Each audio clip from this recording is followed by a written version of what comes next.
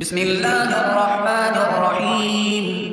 قال الملأ الذين استكبروا من قومه لنخرجنك يا شعيب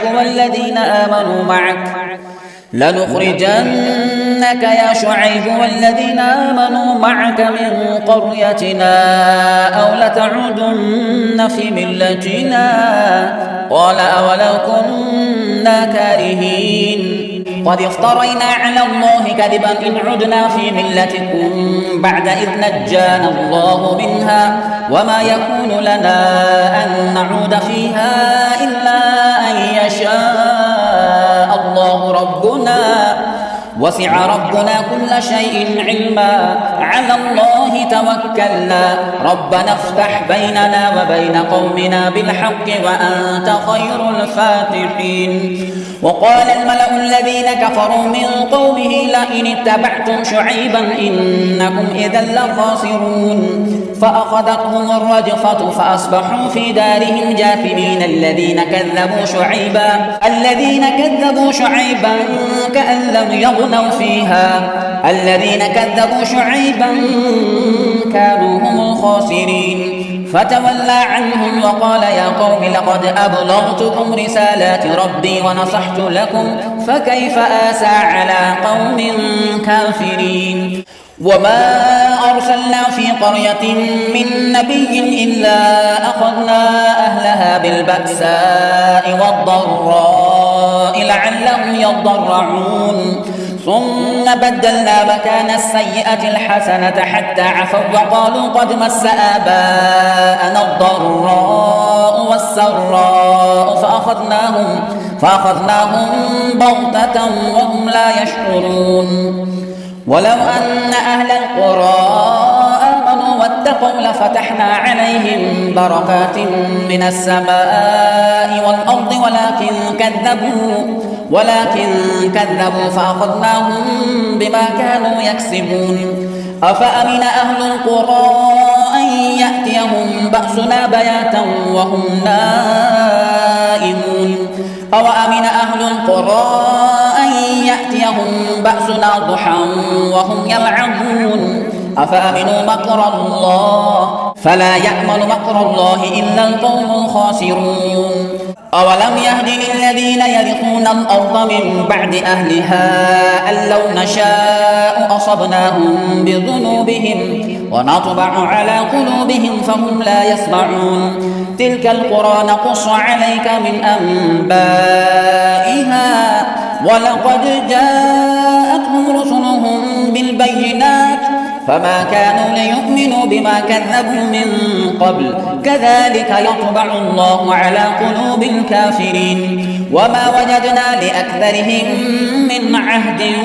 وإن وجدنا أكثرهم لفاسقين. ثم بعثنا من بعدهم موسى بآياتنا إلى فرعون وملئه فظلموا بها فانظر كيف كان عاقبة المفسدين. وقال موسى يا فرعون إني رسول من رب العالمين حقيق على أن لا أقول على الله إلا الحق قد جئتكم ببينة من ربكم فأرسل معي بني إسرائيل. قال إن كنت جئت بآية فأت بها إن كنت من الصادقين. فألقى عصاه فإذا هي ثعبان مبين ونزع يداه فإذا هي بيضاء للناظرين. قال الملأ من قوم فرعون إن هذا لساحر عليم يريد أن يخرجكم من أرضكم فماذا تأمرون. قالوا أرجه وأخاه وأرسل في المدائن حاشرين يأتوك بكل ساحر عليم. وجاء السحرة فرعون قالوا إن لنا لأجرا إن كنا نحن الغالبين. قال نعم وإنكم لمن المقربين. قالوا يا موسى إما أن تلقي وإما أن نكون نحن الملقين. قال ألقوا فلما ألقوا سحروا أعين الناس واسترهبوهم وجاءوا بسحر عظيم وأوحينا إلى موسى أن ألق عصاك فإذا هي تلقف ما يأفكون فوقع الحق وبطل ما كانوا يعملون فغلبوا هنالك وانقلبوا صاغرين وألقي السحرة ساجدين قالوا آمنا برب العالمين رب موسى وهارون قال فرعون آمنتم به قبل أن أذن لكم إن هذا لمكر مكرتموه في المدينة لتخرجوا منها أهلها فسوف تعلمون لأقطعن أيديكم وأرجلكم من خلاف ثم لأصلبنكم أجمعين قالوا إنا إلى ربنا منقلبون وما تنقم منا إلا أن آمنا بآيات ربنا لما جاءتنا ربنا أفرغ علينا صبرا وتوفنا مسلمين وقال الملأ من قوم فرعون أتذر موسى وقومه ليفسدوا في الأرض ويذرك وآلهتك قال سنقتل أبناءهم ونستحيي نساءهم وإنا فوقهم قاهرون قال موسى لقومه استعينوا بالله واصبروا إن الأرض لله يورثها من يشاء من عباده والعاقبة للمتقين قالوا أوذينا من قبل أن تأتينا ومن بعد ما جئتنا قال عسى ربكم أن يهلك عدوكم ويستخلفكم في الأرض فينظر كيف تعملون ولقد أخذنا آل فرعون بالسنين ونقص من الثمرات لعلهم يذكرون فإذا جاءتهم الحسنة قالوا لنا هذه وإن تصبهم سيئة يطيروا بموسى ومن معه ألا إنما طائرهم عند الله ولكن أكثرهم لا يعلمون وقالوا مهما تأتنا به من آية لتسحرنا بها فما نحن لك بمؤمنين فأرسلنا عليهم الطوفان والجراد والقمل والضفادع والدم آيات مفصلات فاستكبروا وكانوا قوما مجرمين ولما وقع عليهم الرجز قالوا يا موسى ادع لنا ربك بما عهد عندك لئن كشفت عنا الرجز لنؤمنن لك ولنرسلن معك بني إسرائيل فلما كشفنا عنهم الرجز إلى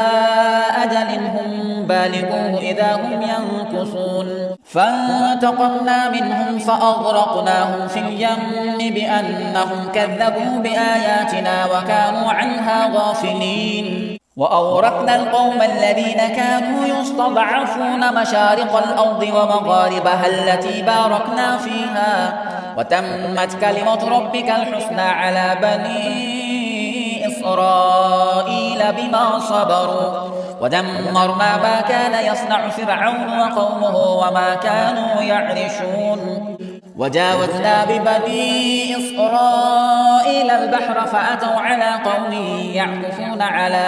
أصنام لهم قالوا يا موسى اجعل لنا إلها كما لهم آلهة قال إنكم قوم تجهلون إن هؤلاء متبر ما هم فيه وباطل ما كانوا يعملون قال غير الله أبغيكم إلها وهو فضلكم على العالمين وإذ أنجيناكم من آل فرعون يسومونكم سوء العذاب يقتلون أبناءكم ويستحيون نساءكم وفي ذلكم بلاء من ربكم عظيم وواعدنا موسى 30 ليلة وأتممناها ب10 فتم ميقات ربه 40 ليلة. وقال موسى لأخيه هارون اخلفني في قومي وأصلح ولا تتبع سبيل المفسدين. ولما جاء موسى لميقاتنا وكلمه ربه قال رب أرني أنظر إليك قال لن تراني ولكن انظر إلى الجبل فإن استقر مكانه فسوف تراني. فلما تجلى ربه للجبل جعله دكا وخر موسى صعقا. فلما أفاق قال سبحانك تبت إليك وأنا أول المؤمنين. قال يا موسى إني اصطفيتك على الناس برسالاتي وبكلامي فخذ ما آتيتك وكن من الشاكرين. وكتبنا له في الألواح من كل شيء موعظة وتفصيلا لكل شيء فخذها بقوة وأمر قومك يأخذوا بأحسنها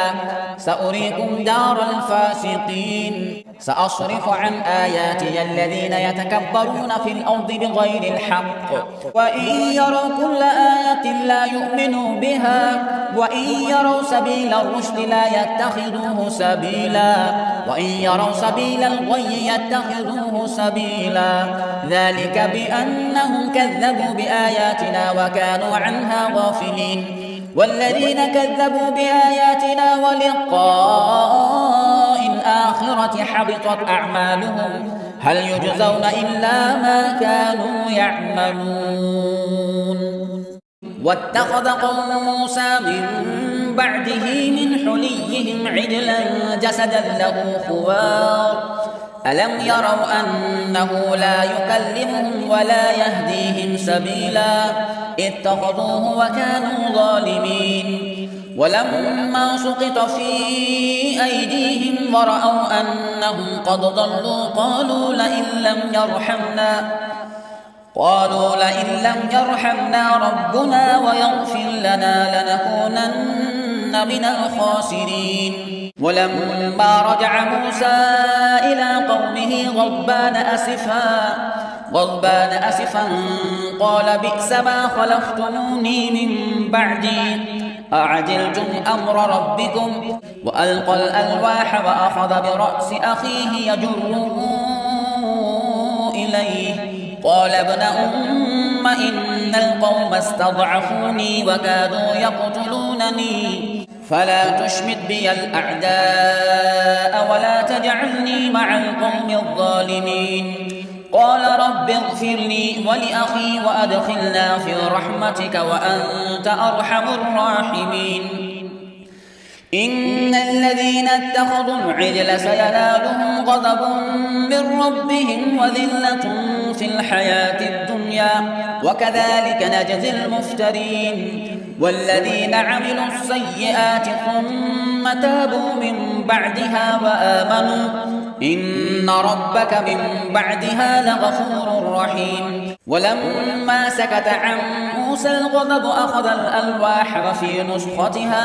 وفي نسختها هدى ورحمة للذين هم لربهم يرهبون. واختار موسى قومه 70 رجلا لميقاتنا فلما أخذتهم الرجفة قال رب لو شئت أهلكتهم من قبل وإياي أتهلكنا بما فعل السفهاء منا إن هي إلا فتنتك تضل بها من تشاء وتهدي من تشاء أنت ولينا فاغفر لنا وارحمنا وأنت خير الغافرين. واكتب لنا في هذه الدنيا حسنة وفي الآخرة إنا هدنا إليك قال عذابي أصيب به من أشاء ورحمتي وسعت كل شيء فسأكتبها للذين يتقون ويؤتون الزكاة والذين هم بآياتنا يؤمنون الذين يتبعون الرسول النبي الأمي الذي يجدونه مكتوبا عندهم في التوراة والإنجيل يأمرهم بالمعروف وينهاهم عن المنكر ويحل لهم الطيبات ويحرم عليهم الخبائث ويضع عنهم إصرهم والأغلال التي كانت عليهم فالذين آمنوا به وعزروه ونصروه واتبعوا النور الذي أنزل معه أولئك هم المفلحون قل يا أيها الناس إني رسول الله إليكم جميعا الذي له ملك السماوات والأرض لا إله إلا هو يحيي ويميت فآمنوا بالله ورسوله النبي الأمي الذي يؤمن بالله وكلماته واتبعوه لعلكم تهتدون ومن قوم موسى أمة يهدون بالحق وبه يعدلون وقطعناه 12 أسباطا أمما وأوحينا إلى موسى إذ استسقاه قومه أن اضرب بعصاك الحجر فانبجست منه 12 عينا قد علم كل أناس مشربهم وظللنا عليهم الغمام وأنزلنا عليهم المن والسلوى كلوا من طيبات ما رزقناكم وما ظلمونا ولكن كانوا أنفسهم يظلمون وإذ قيل لهم اسكنوا هذه القرية وكلوا منها حيث شئتم وقولوا حطة وادخلوا الباب سجدا نغفر لكم خطيئاتكم سنزيد المحسنين فبدل الذين ظلموا منهم قولا غير الذي قيل لهم فأرسلنا عليهم رجزا من السماء بما كانوا يظلمون واسألهم عن القرية التي كانت حاضرة البحر إذ يعدون في السبت إذ تأتيهم حيتانهم يوم سبتهم شرعا ويوم لا يسبتون لا تأتيهم كذلك نبلوهم بما كانوا يفسقون وإذ قالت أمة منهم لم تعظون قوما الله مهلكهم أو معذرهم عذابا شديدا قالوا معذرة إلى ربكم ولعلهم يتقون فلما نسوا ما ذكروا به أنجينا الذين ينهون عن السوء وأخذنا الذين ظلموا بعذاب بئيس بما كانوا يفسقون فلما عتوا عما نهوا عنه قلنا لهم كونوا قردة خاسئين وإذ تأذن ربك ليبعثن عليهم إلى يوم القيامة من يسومهم سوء العذاب إن ربك لسريع العقاب وإنه لغفور رحيم وقطعناهم في الأرض أمما منهم الصالحون ومنهم دون ذلك وبلوناهم بالحسنات والسيئات لعلهم يرجعون فخلف من بعدهم خلف ورثوا الكتاب يأخذون عرض هذا الأدنى ويقولون سيغفر لنا وإن يأتهم عرض مثله يأخذوه ألم يؤخذ عليهم ميثاق الكتاب ألا يقولوا على الله إلا الحق ودرسوا ما فيه والدار الآخرة خير للذين يتقون أفلا تعقلون والذين يمسكون بالكتاب وأقاموا الصلاة إنا لا نضيع أجر المصلحين وإذ نتقنا الجبل فوقهم كأنه ظلة وظنوا أنه واقع بهم خذوا ما آتيناكم بقوة واذكروا ما فيه لعلكم تتقون وإذ أخذ ربك من بني آدم من ظهورهم ذريتهم وأشهدهم على أنفسهم ألست بربكم قالوا بلى شهدنا أن تقولوا يوم القيامة إنا كنا عن هذا غافلين أو تقولوا إنما أشرك آباؤنا من قبل وكنا ذرية من بعدهم أفتهلكنا بما فعل المبطلون وكذلك نفصل الآيات ولعلهم يرجعون واتل عليهم نبأ الذي آتيناه آياتنا فانسلخ منها فأتبعه الشيطان فكان من الغاوين ولو شئنا لرفعناه بها ولكنه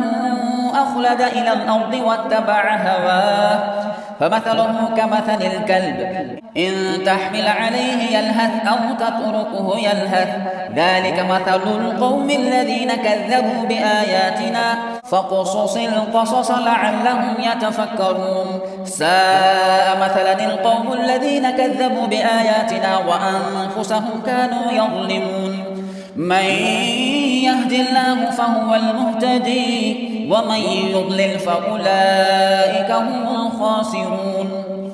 ولقد ذرأنا لجهنم كثيرا من الجن والإنس لهم قلوب لا يفقهون بها ولهم أعين لا يبصرون بها ولهم آذان لا يسمعون بها أولئك كالأنعام بل هم أضل أولئك هم الغافلون ولله الأسماء الحسنى فادعوه بها وذروا الذين يلحدون في أسمائه سيجزون ما كانوا يعملون وممن خلقنا أمة يهدون بالحق وبه يعدلون والذين كذبوا بآياتنا سنستدرجهم من حيث لا يعلمون وأملي لهم إن كيدي متين أولم يتفكروا ما بصاحبهم من جنة إن هو إلا نذير مبين أولم ينظروا في ملكوت السماوات والأرض وما خلق الله من شيء وأن عسى أن يكون قد اقترب أجلهم فبأي حديث بعده يؤمنون من يضلل الله فلا هادي له ويذرهم في طغيانهم يعمهون يسألونك عن الساعة أيان مرساها قل إنما علمها عند ربي لا يجليها لوقتها إلا هو ثقلت في السماوات والأرض لا تأتيكم إلا بغتة يسألونك كأنك حفي عنها قل إنما علمها عند الله ولكن أكثر الناس لا يعلمون قل لا أملك لنفسي نفعا ولا ضرا إلا ما شاء الله ولو كنت أعلم الغيب لاستكثرت من الخير وما مسني السوء إن أنا إلا نذير وبشير لقوم يؤمنون هو الذي خلقكم من نفس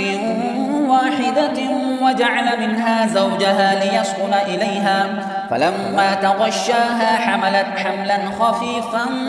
فمرت به فلما أثقلت دعوا الله ربهما لئن آتيتنا صالحا لنكونن من الشاكرين فلما آتاهما صالحا جعلا له شركاء فيما آتاهما فتعالى الله عما يشركون أيشركون ما لا يخلق شيئا وهم يخلقون ولا يستطيعون لهم نصرا ولا أنفسهم ينصرون وإن تدعوهم إلى الهدى لا يتبعوكم سواء عليكم أدعوتموهم أم أنتم صامتون إن الذين تدعون من دون الله عباد أمثالكم فادعوهم فليستجيبوا لكم إن كنتم صادقين ألهم أرجل يمشون بها أم لهم أيدي يبطشون بها أم لهم أعين يبصرون بها أم لهم آذان يسمعون بها قل ادعوا شركاءكم ثم كيدون فلا تنظرون إن وليي الله الذي نزل الكتاب وهو يتولى الصالحين والذين تدعون من دونه لا يستطيعون نصركم ولا أنفسهم ينصرون وإن تدعوهم إلى الهدى لا يسمعون وتراهم ينظرون إليك وهم لا يبصرون خذ العفو وأمر بالعرف وأعرض عن الجاهلين وإما ينزغنك من الشيطان نزغ فاستعذ بالله إنه سميع عليم إن الذين اتقوا إذا مسهم طائف من الشيطان تذكروا فإذا هم مبصرون وإخوانهم يمدونهم في الغي ثم لا يقصرون وإذا لم تأتهم بآية قالوا لولا اجتبيتها قل إنما أتبع ما يوحى إلي من ربي هذا بصائر من ربكم وهدى ورحمة لقوم يؤمنون وإذا قرئ القرآن فاستمعوا له وأنصتوا لعلكم ترحمون واذكر ربك في نفسك تضرعا وخيفة ودون الجهر من القول بالغدو والآصال ولا تكن من الغافلين إن الذين عند ربك لا يستكبرون عن عبادته ويسبحونه وله يسجدون بسم الله الرحمن الرحيم يسألونك عن الأنفال قل الأنفال لله والرسول فاتقوا الله وأصلحوا ذات بينكم وأطيعوا الله ورسوله إن كنتم مؤمنين إنما المؤمنون الذين إذا ذكر الله وجلت قلوبهم وإذا تليت عليهم آياته زادتهم إيمانا وعلى ربهم يتوكلون الذين يقيمون الصلاة ومما رزقناهم ينفقون أولئك هم المؤمنون حقا لهم درجات عند ربهم ومغفرة ورزق كريم كما أخرجك ربك من بيتك بالحق وإن فريقا من المؤمنين لكارهون يجادلونك في الحق بعدما تبين كأنما يساقون إلى الموت وهم ينظرون وإذ يعدكم الله إحدى الطائفتين أنها لكم وتودون أن غير ذات الشوكة تكون لكم ويريد الله أن يحق الحق بكلماته ويقطع دابر الكافرين ليحق الحق ويبطل الباطل ولو كره المجرمون إذ تستغيثون ربكم فاستجاب لكم أني ممدكم ب1000 من الملائكة مردفين وما جعله الله إلا بشرى ولتطمئن به قلوبكم وما النصر إلا من عند الله إن الله عزيز حكيم إذ يغشيكم النعاس أمنة منه وينزل عليكم من السماء ماء ليطهركم به ويذهب عنكم رجز الشيطان وليربط على قلوبكم ويثبت به الأقدام إذ يوحي ربك إلى الملائكة أني معكم فثبتوا الذين آمنوا سألقي في قلوب الذين كفروا الرعب فاضربوا فوق الأعناق واضربوا منهم كل بنان ذلك بأنهم شاقوا واتقوا الله ورسوله ومن يشاقق الله ورسوله فإن الله شديد العقاب ذلكم فذوقوه وأن للكافرين عذاب النار يا أيها الذين آمنوا إذا لقيتم الذين كفروا زحفا فلا تولوهم الأدبار ومن يولهم يومئذ دبره إلا متحرفا لقتال أو متحيزا إلى فئة فقد باء بغضب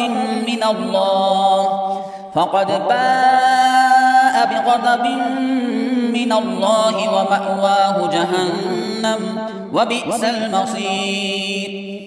فلم تقتلوهم ولكن الله قتلهم وما رميت إذ رميت ولكن الله رمى وليبلي المؤمنين منه بلاء حسنا إن الله سميع عليم ذلكم وأن الله موهن كيد الكافرين إن تستفتحوا فقد جاءكم الفتح وإن تنتهوا فهو خير لكم وإن تعودوا نعد ولن تغني عنكم فئتكم شيئا ولو كثرت وأن الله مع المؤمنين يا أيها الذين آمنوا أطيعوا الله ورسوله ولا تولوا عنه وأنتم تسمعون ولا تكونوا كالذين قالوا سمعنا وهم لا يسمعون إن شر الدواب عند الله الصم البكم الذين لا يعقلون ولو علم الله فيهم خيرا لأسمعهم ولو أسمعهم لتولوا وهم معرضون يا أيها الذين آمنوا استجيبوا لله وللرسول إذا دعاكم لما يحييكم واعلموا أن الله يحول بين المرء وقلبه وأنه إليه تحشرون واتقوا فتنة لا تصيبن الذين ظلموا منكم خاصة واعلموا أن الله شديد العقاب واذكروا إذ أنتم قليل مستضعفون في الأرض تخافون أن يتخطفكم الناس فآواكم وأيدكم بنصره ورزقكم من الطيبات لعلكم تشكرون يا أيها الذين آمنوا لا تخونوا الله والرسول وتخونوا أماناتكم وأنتم تعلمون واعلموا أنما أموالكم وأولادكم فتنة وأن الله عنده أجر عظيم يا أيها الذين آمنوا إن تتقوا الله يجعل لكم فرقانا ويكفر عنكم سيئاتكم ويغفر لكم والله ذو الفضل العظيم وإذ يمكر بك الذين كفروا ليثبتوك أو يقتلوك أو يخرجوك ويمكرون ويمكر الله والله خير الماكرين وإذا تتلى عليهم آياتنا قالوا قد سمعنا لو نشاء لقلنا مثل هذا إن هذا إلا أساطير الأولين وإذ قالوا اللهم إن كان هذا هو الحق من عندك فأمطر علينا حجارة من السماء أو ائتنا بعذاب أليم وما كان الله ليعذبهم وأنت فيهم وما كان الله معذبهم وهم يستغفرون وما لهم ألا يعذبهم الله وهم يصدون عن المسجد الحرام وما كانوا أولياءه إن أولياؤه إلا المتقون ولكن أكثرهم لا يعلمون وما كان صلاتهم عند البيت إلا مكاء وتصدية فذوقوا العذاب بما كنتم تكفرون إن الذين كفروا ينفقون أموالهم ليصدوا عن سبيل الله فسينفقونها ثم تكون عليهم حسرة ثم يغلبون والذين كفروا إلى جهنم يحشرون ليميز الله الخبيث من الطيب ويجعل الخبيث بعضه على بعض فيركمه جميعا فيجعله في جهنم أولئك هم الخاسرون قل للذين كفروا إن ينتهوا يغفر لهم ما قد سلف وإن يعودوا فقد مضت سنة الأولين وقاتلوهم حتى لا تكون فتنة ويكون الدين كله لله فإن انتهوا فإن الله بما يعملون بصير وإن تولوا فاعلموا أن الله مولاكم نعم المولى ونعم النصير.